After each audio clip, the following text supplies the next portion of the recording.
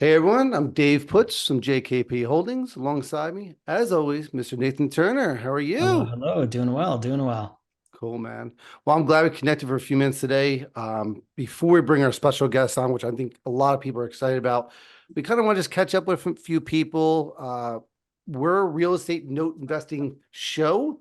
This has to do with creating, buying, and raising capital, right? And I think for us, we've done a lot of stuff with real estate, from being landlords to being creative financing people to buying notes, creating notes, selling notes, um, been on stage and whatnot. But I think for me, some of our hurdles we get through are caused by ourselves, Yeah. right? We're talking off air with our guest before we get him in here. What's your thoughts about that and how you been? I apologize, we're rushing through it. How No, you not at all, been? not at all. No, We're it's been excited. good. It's been good. We're kids are off this week from school, so everyone's home, and so that's extra Yeah. fun. Oh, what's it, a holiday up there? Or? It's just February break. I don't know. They get a week off in Okay. February, another week off in April, and so it Oh pretty my chill. That's Lord. pretty nice. But no, it's been Oh, good. yeah. Yeah, we're talking about raising capital today, and I'm in the middle of Yeah. doing that now, and the truth is, especially in notes, especially when you're talking about notes, it's a cash business. Like you're Yes. not going to get it from a bank. And so you've got to know how to do this outside of a bank. And Yes. cash is king. You have to have cash to do this. It's not, you can't borrow money from a bank to do this. Yeah.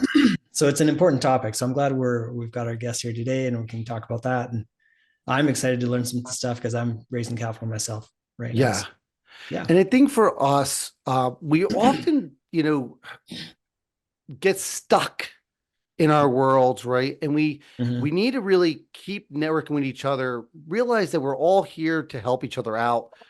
Um, but we also seem to forget about the little things of what the people we're talking to may feel like, either if they're experienced investors or not experienced investors, or Yeah. if they're young or if they're older, that their mindset is totally different from what we may be in. We may be in an active buying mode where others may not feel that way. And I think that on the flip side, we get struggled with, like, do we really raise money at 7%, 8%, 10%? How do we manage that? How do we manage that expectation Yeah. and being real with people? And then what we ultimately want is really living our best life through real estate investing. Absolutely. And I can't tell you how long we debated, my wife and I, on how much we were going to pay our investors. And are we going to do just a straight pref, or are we going to do a pref plus something? And we kind of went around and around for a few months, really, just batting it back and forth and trying to decide what was the right number or what was the right structure. And in the end, it really goes back to, it was actually a conversation with Kimberly Banks Fawcett back in the Yeah. day. And she said, she said, go from a different perspective and find out who's your investor. What's Yes. your investor avatar? Who are you looking for? And go from it from that perspective. Mm. And that changed everything for us. And that's where we settled on where we are today with it, just a straight pref. And part of it also is, we've done this for a few years now, and really look at the numbers. What can you actually do? Don't overpromise. Oh my goodness, you can get yourself into so much trouble. I've seen it Yeah. happen to some other people, and it's really sad because it's a great concept they've got. It's a great idea, and they may even have experience. But if they're over promising, you, as the operator, you have to make money. Otherwise, it's not worth it for anybody. So Yep. it's paramount that you go into it with realistic, real numbers. You know exactly what you can and cannot do. That's a big deal. Anyway, Yeah. we'll get into all that kind of stuff today. So Yeah. Yeah. I totally agree with you. When we first got started in the real estate space, I didn't think anyone would actually give me their money. yeah, Why would anyone? I'm not a stockbroker. I'm not a XYZ person. I I think that we find it very hard to believe anyone would trust us to do what we do. And now looking back at it, I can understand that fear, yeah, right? I can understand that concern, the fears and worries with all that. But I think for me, making sure that people trust, respect, and know what's going on before it happens, right? If you're raising $1 or billions of dollars, it's still that trust and respect that you have to have, Yeah, right? absolutely. And so much of that comes with the track record and just doing what you say you're going to do. And that, man, that's such an important piece of it. And just Yeah, do absolutely. right. So before we tune into our special guest, which I'm really excited for, and I know a lot of Yeah, people are, we want to make sure that people know that the DME tickets for Nashville are for sale. That's a conference officially for note live. creation creators as well as note buyers. It'll be down in Nashville at the end of May. Uh, awesome experience. It won't be just note buyers. It won't be just note creators. We're bridging together and marrying the two and making things happen. Um, Yeah, super excited. I was just talking to some guys that are creating notes just over the last couple of days. And, again, what we've seen over this last year, year and a half, where there's so many of these note creators that don't know that there's an yep, outlet. And so we're going, true. no, no, no, no, absolutely. 100%. We want to buy your notes. Let's figure out how to make them the most valuable that we can for you, and the best kind of notes that we can buy. So we're excited to bring all that together and have everybody come Absolutely. together. I'm also putting in the chat for everyone there that Dan Deppin had nicely introduced me on a call that he'll be having shortly. It's a live note investing kind of course. Oh, good. What we'll be talking. So the link should be in the chat. Hopefully everyone got it. If you have any questions, feel free to reach out and take a look at it. Cool. So, Steve, Yes. it is awesome to see you, my man. Um, it's always a pleasure speaking to you. I think that I can't say enough. You are one of the most respected guys in the space that even from the first time you meet you, it's been awesome. So thank you very much coming on our show and spending some time with us of your wealth of knowledge and experience. Yep. Well, thanks for having me on here. Usually I get when people first meet me, they don't like me because I am definitely tough. I am to the point. I avoid all the bullshit that comes out of people's mouth. I can read people well. I can tell you how much real estate they own, what they're doing, and if they're doing good or not. Yeah. And I usually lay into them pretty hard, but I can't tell you how many times after I talked to people 5 or 6 times, they've told me, man, you were really tough in the beginning. I didn't like you too much. But now we kind of starting to love you. So I kind of like being tough because it is what it is, man. There's just no bullshit around owning companies and business and trying to succeed. Yeah, absolutely. And I think for me, understanding what that looks like, right, is someone who's legit, who wants to do it, wants to get things done, and doesn't let others control them, which is awesome. Steve, how did you get involved in real estate, my man? Give a little quick story about your background, which is always cool.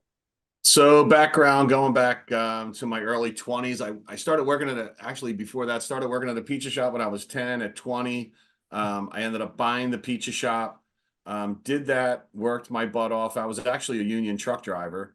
And I did all that until 36 years old. And I'm sure you guys all know Dave Van Horn.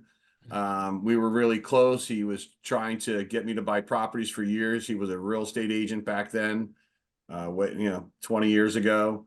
And, he finally took me to a meeting down in Wilmington, Delaware, and completely came out of that meeting. Within 3 months, I sold my pizza shop. I was having a house built. I was a Teamster. When the house was completed, I quit that job and went full time into real estate with no income coming in. I did save a fair amount of money that gave me a little bit of cushion, but those cushions went up and down for years to come. And Dave forgot to tell me I was going to need a big bottle of Advil. But look, the journey for me was just a consistent journey of getting into the single family houses in the beginning. And one thing that just kind of blew my mind after I owned about 9 properties, I was sitting there one night, and I'll never ever forget it. And I was sitting there, and I'm like, husband and wife are renting to me, had about 9 properties, so that's 18 people that are going to get up for me the next morning and go to work and pay for my debt. Wow. And man, that just stuck with me so hard and was so inspiring. And I've never forgotten that moment. I have 18 people that I don't know. They're going to get up and write me checks to pay for my properties, but then pay down my debt. And today I think I have about, I couldn't even, probably 6,000 to 7,000 people that get up and go to work for me and pay down my debt. Yeah. So if that doesn't get you going to own real estate, I don't know what else can get you going, but that was very influential night for me. What types of things have you got involved with? Have you done only single families? What other areas have you only done landlording? What have you done in the real estate No, space? I think in this business, you have to learn to adapt. I call it adapt or die. So, I think going back, 10 or 11 years, when I was into, the single families, then the world of the note business came about. And, I used to be a part of PPR where Dave was, and, decided to go out on my own and own Stone Bay Holdings now with my partner, Kerry Fakes. So, I went into the non-performing note world, but we went into it a different way. Everybody was buying non-performing notes and I didn't want to do the work. So there was a lot of work in doing that. So I had this idea, and believe me, no college education. I just always think back. I just always try to think what's rational, what's easy for me, what works for me, and the things that I don't want to do. So when you guys were all buying these non-performing notes, everybody wanted to sell their gold. Yeah. And the goal was to buy these notes, get them to perform. But I was thinking, why is everyone selling their reperforming notes? Because now they're paying, right? And I just started buying them from everybody. And I bought millions of dollars of reperforming notes. And then I actually put a clause in there that they had to guarantee that payment for at least a year. Wow. Because when you used to get those notes reperforming, 4 or 5 months, if the workout wasn't done correctly, then they could go back into default. And I wanted to have help from the person that was communicating with that person. But, that was just creating a win-win situation in a bad time for a lot of people's lives back 13, 14 years ago. And then I, got into the performers. I was at Temple University. We were actually doing a lot of student housing then. And then, not sure if you guys know Brian Adams. There was a couple other guys that started approaching me because I started to slow down in the business. Okay. And, I was raising capital, had a private placement memorandum. We're going to talk about a little bit of raising capital here. I think everybody should have a securities attorney.